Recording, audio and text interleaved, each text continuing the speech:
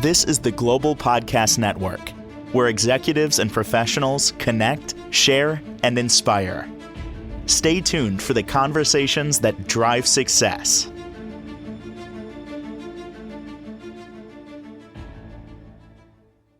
Welcome back to the show. We are excited to have our good friend Lynn Winters joining us here again today. And of course, we're going to talk more about the work she does. And really, it's about healing. It's about energy. It's about hypnosis. It's about so much that we do, right? So we're going to get a little into our thoughts and feelings and illness. But let me first have the lady in red introduce herself to everyone. Thank you. Thank you for having me. Hello, everyone. I do Reiki, I do hypnosis, I also do past life regression hypnosis and one-on-one counseling also. And in all of those, it's really has a common denominator of energy. It's all about your energy and changing it. Beautiful. And you've been doing this for quite some time. You are certified. Just a little more about your background and also with hypnosis. Now, two separate entities, but you do a lot. Yeah, I do. I've really become very interested in energy. And so one thing led to another. I am certified in hypnosis and also a specialty of past life regression hypnosis, which is an advanced training. I also am a Reiki master, and that's always fascinating. I study a lot about it. I think it's really, really interesting. I really want to know what is going on. And that's how you get to the bottom of someone, something, and what's happening. Like today, you want to start talking about thoughts. What about our thoughts? You make me think. What are we thinking about? What are thoughts? That's a really good question. What are we thinking? A lot. Well, yeah, a lot. And a lot of things we don't want to be thinking that we're thinking. We are an electrical magnetic field. We send out electric energy from our thoughts. Every single thought that you have, every single one of them has an energy to it, and it sends it out to the quantum field. And that's how the quantum field reads what you want. And so you have to be very careful about your thoughts, because a lot of times we think about the past or things that we don't want. And your heart, your feelings are a magnetic field, and they draw experiences to you. And so if you are sending out an energy from your thought, like, for example, I really want a new car, and you send that out and you're really excited about it and you think about it, then you're sending that out. But if you're having the thought and the feeling, but I know I can't afford it, I can't have one, so-and-so won't like it, I'm really attached to this car, then your magnetic field from your heart, which is the energetic field that draws experiences to you, you're drawing a no on what you thought you wanted. We're designed to have our thoughts and our feelings be coherent, to be together. But often they're not. And the reason that they're not is because of the experiences that we've had. We've all had many experiences that are unpleasant, or that we really felt pain and we really want to avoid them. We don't want to have them. And so we are constantly thinking about how to avoid them, or what's the worst scenario that could possibly happen so I'm prepared and I can avoid it. And that's pretty natural to do. I want to go to the chakra centers. You have actually 21 chakras in your body, but we usually talk only about 7 of them, and they are located down the front of your body. Your lower 3 chakras, the 1, 2, and 3, which is one is right between your legs.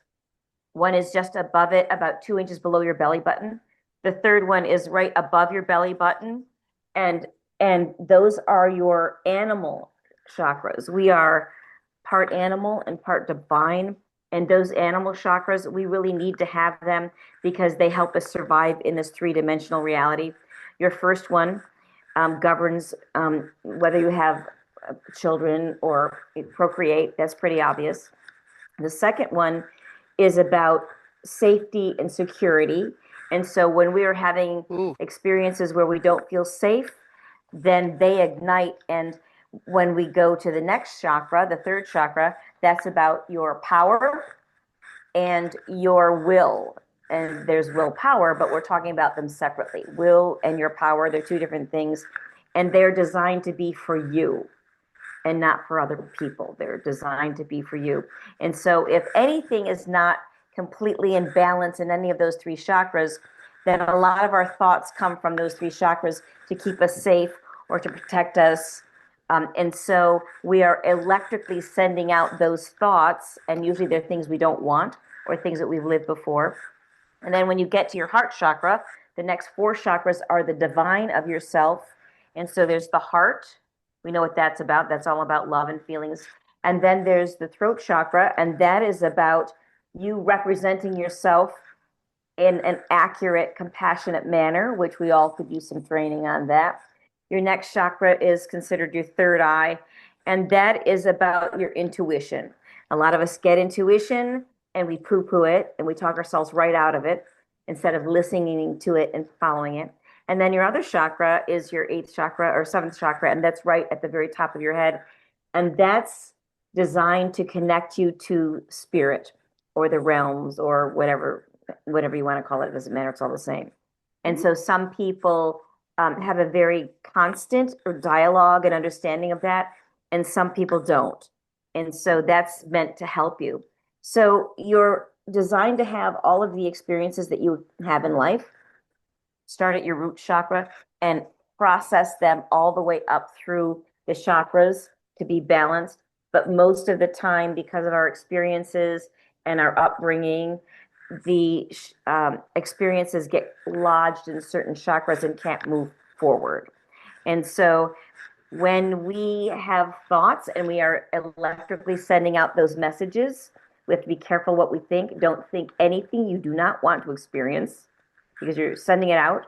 And as far as what you feel, be very conscious and take responsibility for your emotions and what you're having. That doesn't mean that you're not going to be angry or frustrated in situations. It's really important that you don't stay there. It's how long you're there. It's more about gathering the information and deciding what you're going to do instead of parking there for days or weeks. And sometimes people live there in repeating those same emotions over and over and over that they don't want to have. And so you want to have a clear electrical field that comes from your thoughts that matches the magnetic field that is your heart that draws the experiences to you. And how do you do that? You have a consciousness about what are you thinking and what are you feeling all the time. We're not designed to abandon ourselves from that. The other thing I wanted to talk about is how does that impact our physical body? And so when we are creating an electrical magnetic field from our thoughts and our feelings, and let's say you are someone who is obsessed with being alone. You know, you're afraid of the dark. You don't like to be alone. You don't want to go anywhere without someone. And you have those thoughts or protective thoughts all the time, over and over and over and over and over. So you have those thoughts, and then you have those feelings, and you have those thoughts, and you have those feelings, and it draws more of the same experiences that you don't want to have to you. And as that happens, it creates a certain type of an energy that lives and surrounds your auric field. That's the field of energy that's between like 4 inches and 3 feet outside of your body. Everyone has an auric field. And in that auric field are the residues of the energy of what you're thinking and what you're feeling. And if they're there long enough,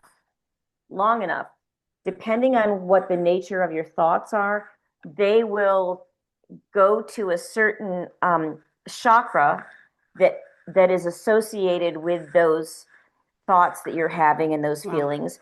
And that's where they enter. Those energies that are not good for you will enter your body and create illness. And so, but you have to have those thoughts in that way for a really long time. So it's, the reason I wanted to bring this up, this teaching, I've tried to approach all of my podcasts as little mini teachings to put out for people. And I think this is one of the most important ones because we have not been trained to have a consciousness and take responsibility for our thoughts and our feelings. And I'm not saying that in a negative way. I'm saying it depowerizes us when we don't do that. You know, and so if I put this teaching out, I'm hoping that people will put their attention on it and can shift the experiences that they're having because they've taken more responsibility for what they're thinking and what they're feeling. And so there are different ways that you can look at this. You can journal if you want to find out what they really are for having something.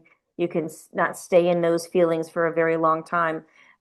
Oftentimes, people that are living in victim patterns over and over and over, they are having issues in their second chakra because it's about safety and security, and they don't have that. So this will help raise their awareness, hopefully, so they can become empowered and live the life they really want, the life they really deserve. Mhm.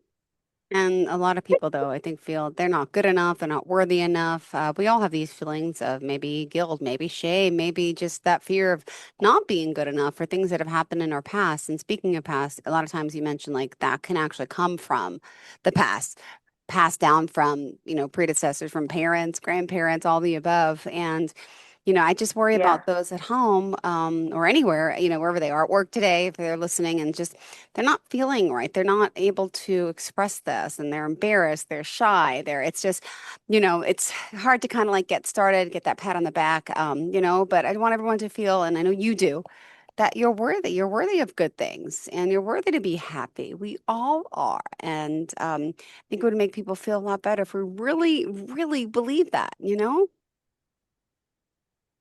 As you speak, I'm getting goosebumps everywhere Oh gosh, okay. because it's the truth. Yeah, Uh-huh. it's the truth. It's the truth. And I think that's very, very true. You have to remember that if we are not feeling worthy or Yeah. deserving or guilty, it's just a pattern. And yes, it's a real feeling, but it's just a pattern, and it is something that you can do about it. It's come from your history, as you say, or the experiences that you've had, or even hearing your parents or other people talking. It can come from television. It can Hmm. come from watching movies. It can come from a lot of things. It can come from commercials, but you don't have to live in that kind of cycle. I want everyone to remember that you are a divine being, and your intention here is to learn and grow and to enjoy. And if those things are blocking you, there are ways and tools that you can use to remove them so that you can really see your own worthiness.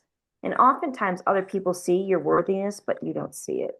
So I just Uh-huh. want to encourage you to really um, try something new and put those things behind you so you Got can be it. happy.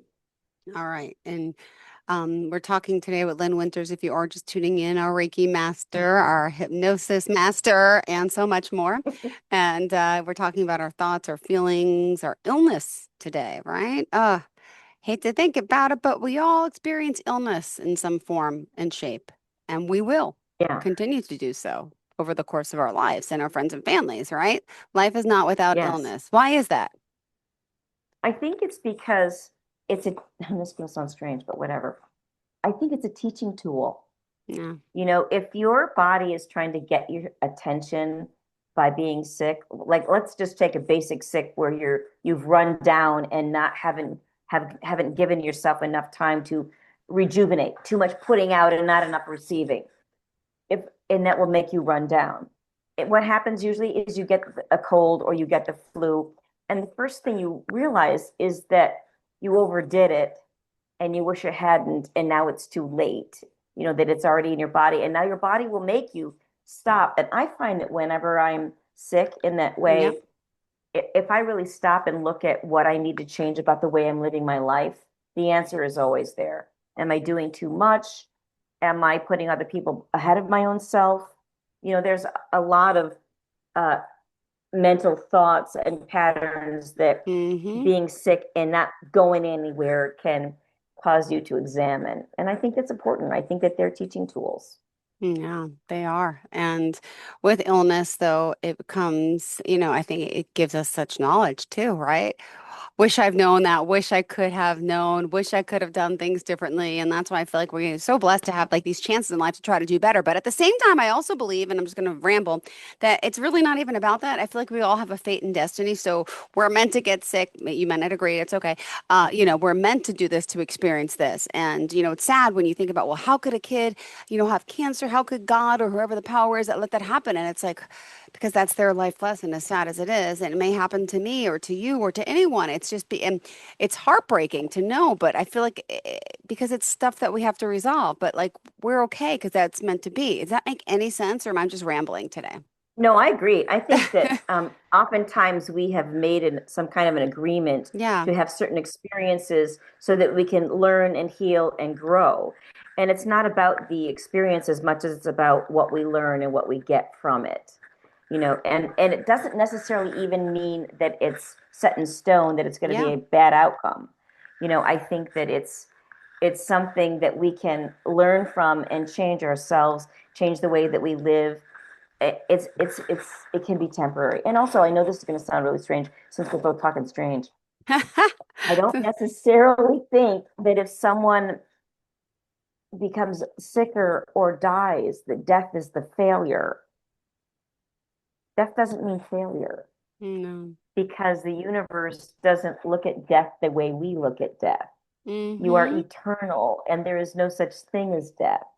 And Yeah. so it's just the vehicle that you're driving around in meat suit. Exactly. You know, Yeah, I like it's that. The not, vehicle. I like yeah, that. I never used that term. Good. Mm, it is. it's not really the end. It's Mm-mm. just a chapter. And so I think that if we can look at things that way, it takes a lot of pressure off of us. Yeah. We're under a lot of pressure, especially today, we're under a lot of pressure. And so there are tools, and widening your perspective, the perspectives that you're speaking of, will really actually help you free the energy so that you can help yourself. Beautifully said. Thank you. What else are we going to share today, Miss Lynn Winters, and the benefits of, the work that you do to help us? Tell us, tell us. Well, I think that these kind of conversations, like in the one-on-one counseling, these kind of conversations, I think, are really, really important. And I don't think that we have them often enough. And that's a reason that I waited in the podcast to bring this topic up, because Yeah. it's kind of deep, and we really had to get into the topic and become a little bit more comfortable with uh, emotions and the mind-body connection before we can really talk about deep experiences that all humans are having. All humans are going through this. No one is missing it. Everyone is going through it. And I think that it's really important to find someone to talk to, or that's why podcasts are so wonderful to listen to. They really give us an opportunity to be alone with ourselves and to try on other ideas and other perspectives and get suggestions. I think that they're really, really great. That's why I wanted to take some time to talk about this. Really important. Yeah. And the people that you help and with this on a daily basis, I mean, it's got to be great. And you're doing this, I mean, day in and day out. How does, you know, helping people get through challenges, who helps you? Who helps Lynn? What is your life Yeah, like? well, my life's like everyone else's, only it's a little bit different because I really put my change in my work first. And so sometimes I talk about it to people and sometimes I don't, because they're not ready to hear about it. And I don't want to be sabotaged. I want to just keep going. And so, but I would say what helps me the most, my clients and my students are my teachers. They help teach me how to teach. They help teach me to Yeah. open my heart and have more compassion and to stay open, and to Mm-hmm. watch them work on their own behalf is very exciting. And to me, I don't think there's much more that's important than that.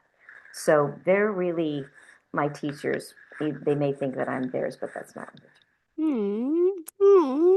I get it. I get it. I get it. So, for someone like me, let me just ask, because a lot of people, out there may ask about themselves, and I'm here today on air. Um, Energy wise, is there like, gosh, I have a lot of stress, a lot of angst, school, like I mentioned before, my kids are home, I work from home, then you get this whole new year, and it's like, I feel like a shift with the seasons, right? Comes summer, comes fall, and I'm just very anxious and stressed out. I'm assuming it's normal to feel this way as a parent, but like, anything that we could do energy healing wise to kind of calm all that's in my body, giving me stomach aches, giving me headaches, because it's a lot, this summer, Yeah, and I'm I think waiting that for there the are a lot fall. of, oh, totally. I think that there's a lot of things that we can do that are small Yeah. that can help shift your energy. It really is about shifting your energy and not staying in it very long, to get out of it. We can play music. We can have a cup of tea. Yeah. You can just stop. You can go outside and get some fresh air and just even focus on the birds for a minute. Yeah. But the hard part, even though those things seem very simple and basic, and they are, is interrupting Okay. the familiarity with the anxiety. We are in a way more comfortable with the anxiety only because it's familiar, it's more familiar. Yeah. And interrupting that energy is really the challenge and the most important part. It's really the most important part. Energy has to be interrupted because energy builds. Energy is a builder, and it has to add upon itself, and then add upon itself, and add upon itself. And so I tell my clients that your energy, whether it's positive or negative, it's sort of like the snowball that you roll the snowball and it gets bigger and bigger and bigger. And so you have the choice of how big that negative is going to be or how big the positive is going to be.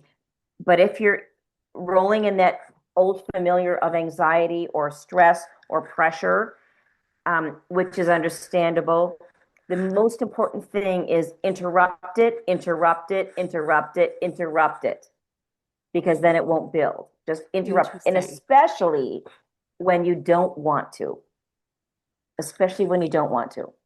do it anyway. Take that plunge, do it. You'll notice a difference. And then you just keep interrupting it and interrupting it. Because what you're doing actually is your soul is taking charge over a negative pattern. That's what's happening when you interrupt it. Your soul is overriding that, but just keep doing it and keep doing it and keep doing it, and let it know that you're in charge.